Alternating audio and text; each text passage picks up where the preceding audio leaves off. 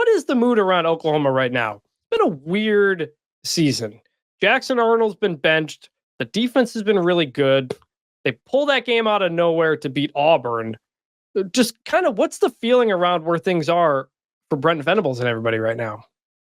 Yeah, it's interesting, right? You feel really, really good about the defense, and then offensively, it's just not an ideal situation. The Sooners have had a bunch of injuries along the offensive line. That started in training camp, and last week or 2 weeks ago against Auburn was actually the first time where the projected starting five for that offensive line played together. Now, two of the guys are still pretty banged up, Jake Taylor at right tackle and Branson Hickman at the center position, but we finally saw those five guys go out there and get to play together. And I actually thought it was OU's offensive line's best game of the season from a communication and targeting the proper people in the run game and in pass protection. So that was encouraging, but you're starting a true freshman quarterback. Your top 5 wide receivers are hurt, which is it is really limited what this offense has been able to do in the passing game. And I think Seth Luttrell and Joe John Finley, the co-offensive coordinators, they're going to have to come up with some creative stuff in the running game to mitigate the lack of effectiveness that they've had throwing the football. And it's not that Michael Hawkins Jr. can't throw the rock. He can rip it.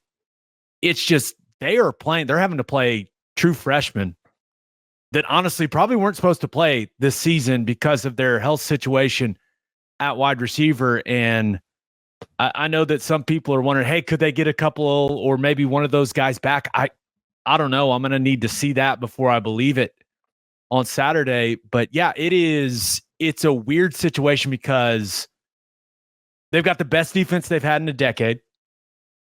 And then you've just had a nightmare unfold on offense because of injuries. Yeah. And then the Jackson Arnold situation, he did not play well, did not make good decisions. And now you're rolling with a very talented but very inexperienced freshman quarterback in Mike Hawkins. Yeah, I think people on the outside maybe aren't paying close attention. Just the wide receivers just not having any of the guys you were expecting to start. That is going to be difficult for any quarterback in any offense. That has been a big problem and limit what anybody is going to do. Sam, with Texas, it seems like Quinn Ewers is going to be starting this game, right? I would be surprised if it was anybody else. And what did Sark say this week about Quinn, and how ready do you think he is? Yeah, I think he'll be fine. Quinn has a really good history of smartly utilizing his downtime and rehabbing and getting himself ready, not just to get back and play healthy, but to play well in his first game back. He did it in 2022, which his first game back was this one. And of course, you guys might remember Texas won 49-0. Quinn looked really, really good. And then last year when he was out for 2 games, he came back and hit the ground running. So I suspect he'll be in good shape. Sark mentioned that Quinn practiced 3 times last week, which the team did. And then he practiced again on Monday. And he said if the game had been that day, that Quinn would be ready to go. But he did want to monitor him throughout the week and see how he responded to a heavier workload, because his practice workload this week's going to be a little bit heavier than it was last week. So if they have to turn to Arch Manning, Sark's completely comfortable with that. Obviously, we've seen the talent that he has, but this is Quinn's team. Quinn is the starter. And so I suspect by Thursday morning when Sark talks to the media again, I think he'll probably tell us that Quinn's going to be starting on Saturday. Yeah, we probably don't need to prepare for Arch Manning, but just in case, Gabe, you are a big fan of what we have seen from Arch so far. So even if Texas has to go to him, you're a bit concerned. There's just no denying that Arch Manning adds something to that offense that Quinn Ewers does not with his legs. And Quinn Ewers isn't a statue. I'm not saying that. He has done a good job over these last 2 seasons of picking up key first downs, knowing when to take off and pick up chunks of yardage with his legs. He moved really well against Michigan. He kept getting out of the pocket and hitting throws on the run. It's not like he's not an athletic guy, but Arch Manning just brings a different level of athleticism. Mm-hmm. And for Oklahoma's defense, I don't know. It'd be interesting to poll the guys in that locker room and say, hey, who would you rather they play at quarterback? Because there is nothing that keeps defensive coordinators up at night quite like a QB that can really run. But I've been very, very impressed with Arch. And I do wonder how healthy is Quinn Ewers? And if he looks a little off in the first half of this game and you look up and it's 7-7 or 10-10 and the offense has struggled to find a rhythm, I do wonder what Steve Sarkisian will do in that situation if Ewers is just looking a little less than 100%. So I don't know if that will, only time will tell if a situation like that arises in this game, but I do think it'd be incredibly interesting to see how Sark would handle that. I covered the game a few years ago when Spencer Rattler got benched and Caleb Williams came in and dazzled and led them to victory. And Sam, it's for Ewers, it's like a back type of injury, right? It's kind of a one we couldn't quite tell how it happened, but what's your kind of understanding of what that injury is? Yeah, it was a strained oblique. It was kind of in his midsection. He was making a throw to Gunnar Helm, really nice completion actually, where Gunnar Helm actually hurdled the defender. But I think he kind of strained his midsection in the middle of that throw, and he tried to play through it. That next play, he kind of labored down the field, and then they handed off the next play. And then at that point, he had called for them to come in. So it was a non-contact injury. Nobody hit him. It's a little bit unfortunate. And his past injuries have been more in the shoulder. He had the collarbone in his first year, and then he had the AC sprain last year. So they've all been upper body injuries that he's had. But if he responds well and his body responds well, I think they feel good. To Gabe's point, Steve Sarkisian is going to have no problem going to Arch if he has to. I think the interesting thing that's going to be is because that decision is not to be made lightly, because we know, especially in this game, when everyone's watching. We were there when Caleb Williams came in and ran for a touchdown or 75 yards when Spencer Rattler got benched. When a change is made in this game, it carries a little bit more meaning, I think. So I would tend to think that Sark's going to stick with Quinn as long as he feels comfortable with Quinn's health and that Quinn can get it done. Gabe, the Oklahoma defense, as bad as the offense has been, the defense has been really, really good in some really tough spots. What are the strengths of that defense, and how do you expect them to attack, or at least how they're going to try to play Texas?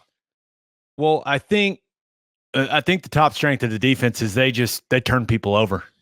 Yeah. They've been, I think they're sixth in the country in turnover margin. They've done a really nice job of getting to the quarterback, especially late in games when teams are in obvious passing situations. That happened against Tulane. That happened against Auburn there when that game kind of flipped. And they've got good depth. They're playing a lot of guys, which has allowed them to stay a little fresher. And then they've got two guys that are they're a couple of the best players at their position in the country. I mean, Billy Bowman in the back end at the safety spot is going to be an early round pick. And the same can be said for Danny Stutzman, who is playing both inside linebacker positions, which is not an easy thing to do because they're completely different positions in Zach Alley and Brent Venables' defense. And he's just bouncing back and forth between the Mike linebacker and Will linebacker spots. And that's incredibly impressive. The defensive line has been solid. Our Mason Thomas has been the guy that has stood out as a pass rusher. He is, I think, tied for the lead in the SEC in sacks with 5.5, but he's got to continue to build and get better. We're finally seeing him healthy, and that has been his issue the last couple of seasons. He's just been banged up, and we're finally seeing him healthy, and we're seeing him produce. The interior of the defensive line has been solid. They've been solid. Dominic Williams has played at a high level. I still think there's more from him. Jaden Jackson is a true freshman who is starting at the defensive tackle position for the Sooners. He has exceeded expectations. Ethan Downs is exactly what you're going to get from him at the end spot. This guy is a physical football player that's going to play with incredible effort. But I think everything just fits much better this season than it did the last couple of seasons. They've got more talent, they've got more depth, and I just think the group as a whole has a better understanding of what they're trying to accomplish as a defense. Yeah. Giving Sam, up a couple big plays, but other than that, they've been really, really solid, guys. Sam, the spread's 14.5, so we'll make picks against the spread here. Do you think, what do you have? Texas, can they cover? Can they not cover? Do you have Oklahoma straight up? What's your pick? And what do you think is going to happen and why? I think Texas is going to win outright. I don't think they're going to cover. And I only say that because of the stat you just cited at the top. This is the game where those things happen. Things just go unexpectedly. But also, to Gabe's point, I've been really impressed with OU defensively this year. And I think there's one thing about Texas and its offense is they build off the run game. Everything builds off the run game because Sark wants to do the play action pass, get it downfield. And I've been impressed with how OU, like you said, the defensive line play. I thought Dominic Williams was a terrific ad, and he's been a fantastic player for them. They're really solid and deep up front. They can roll guys a little bit more than they could in the past. And so I think it may be hard to get some points. This is a Texas team that's averaged 45 points a game. I don't expect they're going to approach that. I think this game is going to probably be more in the 30s like it was last year. It was 34-30 a year ago. But I do think at the end of the day, they have too much offensive skill and too much explosion for an OU offense that I think with a very talented but just very inexperienced Hawkins at quarterback, I just don't think they're going to be able to keep up when it comes down to it. When they need to get points at the end of this game, I don't think they're going to be able to do it. I think Texas is a much better in the secondary than they were a year ago. And defensively across the board, they're still really good. They don't have those big dogs in the middle quite like they did last year with Murphy and Sweat, but I think Vernon Broughton and Alfred Collins have been solid, and they've been rotating some other guys in. So I think Texas ends up winning outright. I'll call it by a touchdown. All right, Gabe. Gabe, the former Sooner, what do you got?